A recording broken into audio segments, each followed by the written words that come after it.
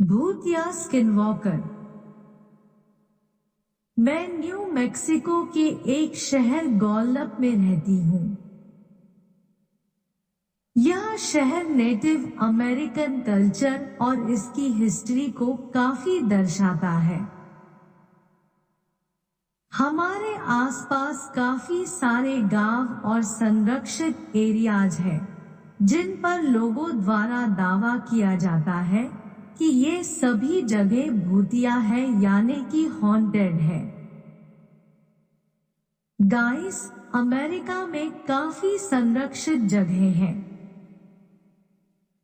ये जगह इसलिए संरक्षित है क्योंकि ये जगह उन जनजाति की है जो अमेरिका में मूल रूप से शुरू से रहती आई है।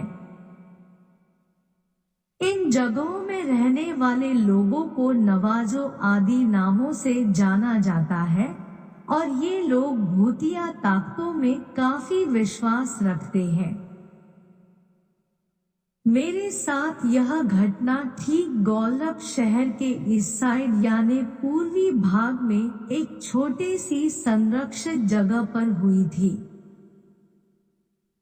मेरी एक दोस्त अपनी बहन से हर हफ्ते शहर के पूर्वी भाग में मिलने जाती है, जो एक कम किराए वाले अपार्टमेंट में रहती है।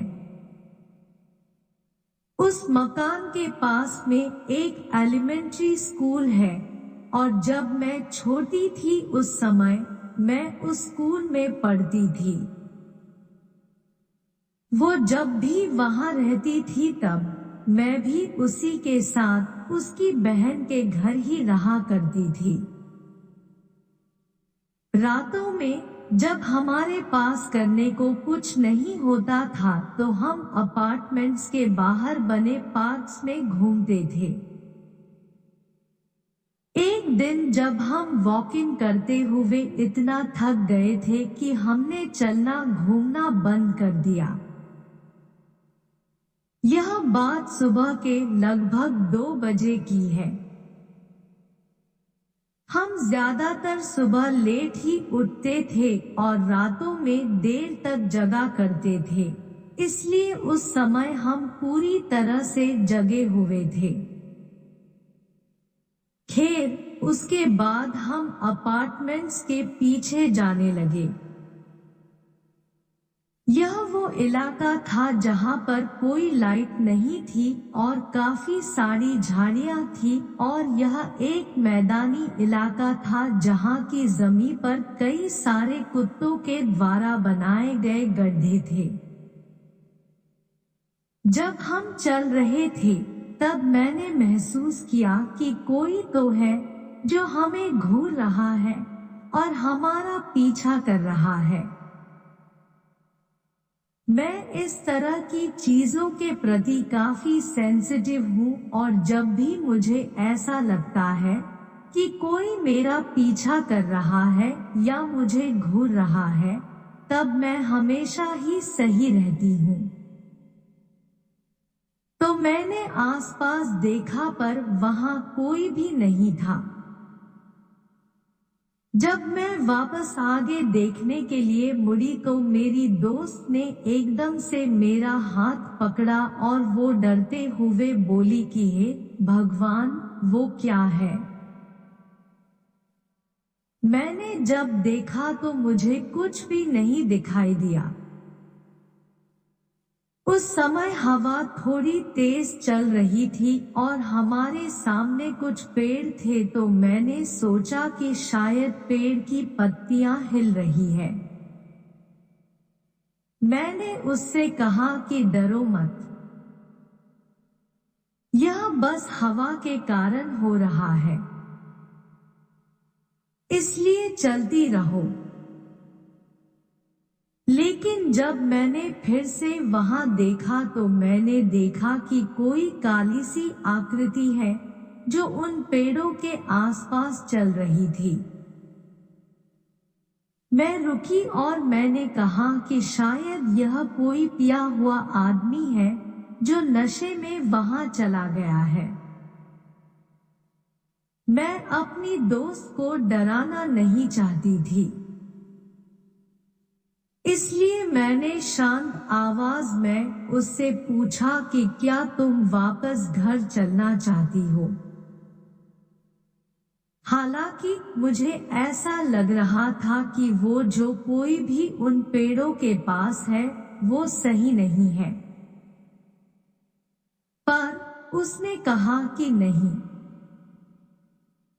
हम लगभग स्टोर तक पहुंच ही गए हैं, इसलिए चलती रहो।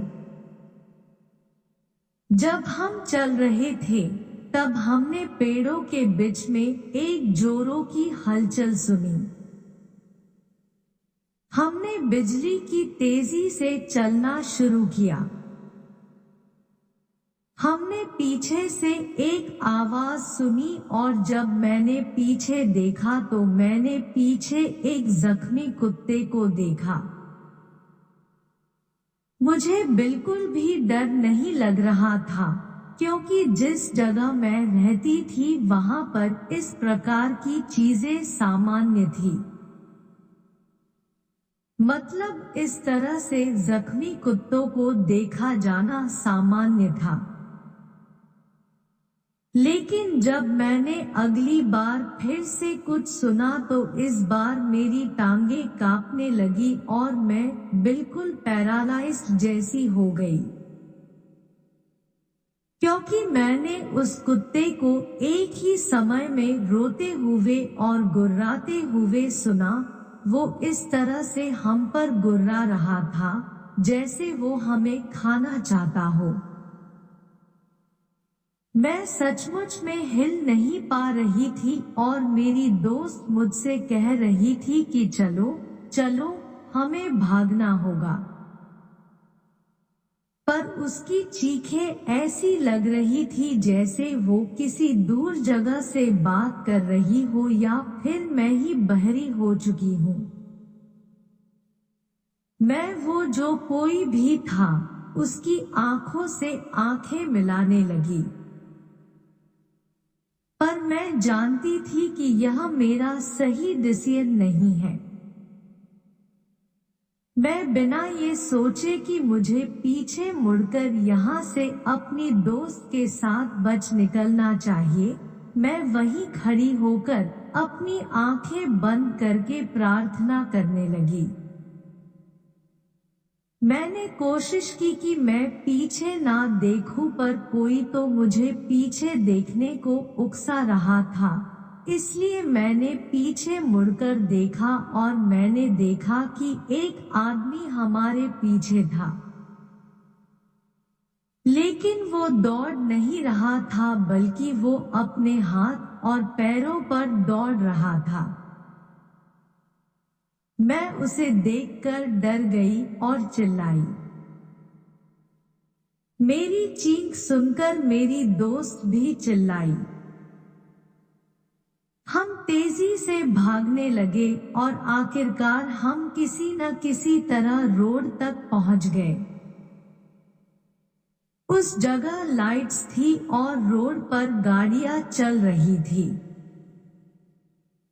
हम लगभग 7 मिनट तक दौड़ते रहे और हम थकान के मारे हांफ रहे थे। हमारा शरीर दर्द से कर्रा रहा था।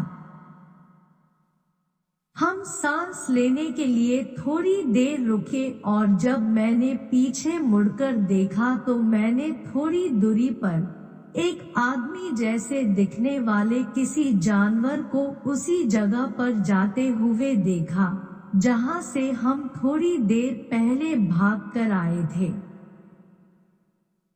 हम उस जगह से 2 मिनट ही चले थे कि वो स्टोर आ गया जहां हम जाना चाहते थे। उस स्टोर की ओनर ने हमें अजीब नजरों से देखा और हमसे पूछा कि तुम दोनों ठीक हो?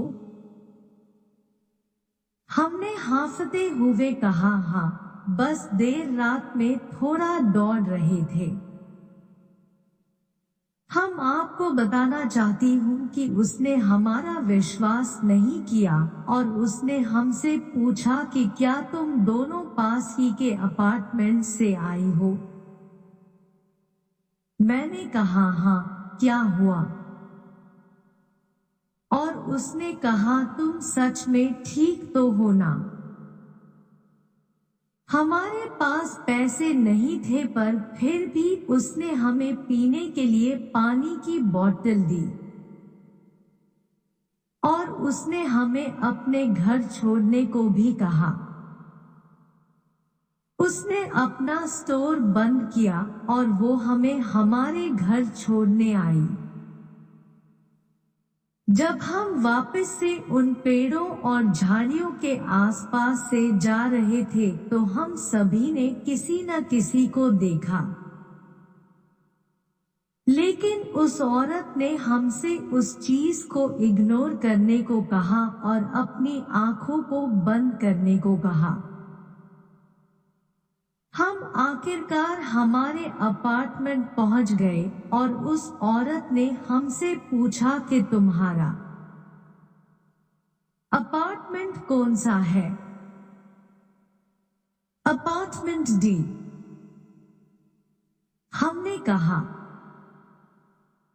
जो ही हम कार से बाहर आने लगे वैसे ही उस औरत ने हमसे कहा कि तुम लड़कियों को रात के इस समय घर पर रहना चाहिए। तुम लड़कियों को इतनी रात को, वो भी सुबह के लगभग 2 बजे, ऐसे बाहर नहीं घूमना चाहिए। अपने आप को सुरक्षित रखो, ठीक है? हमने अपना सर हिलाया और उसे गुड बाय और थैंक यू कहा।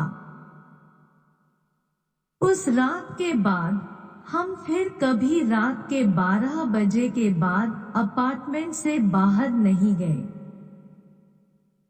मैं उस रात को जब भी याद करती हूँ तो मैं डर के मारे कांप जाती हूँ।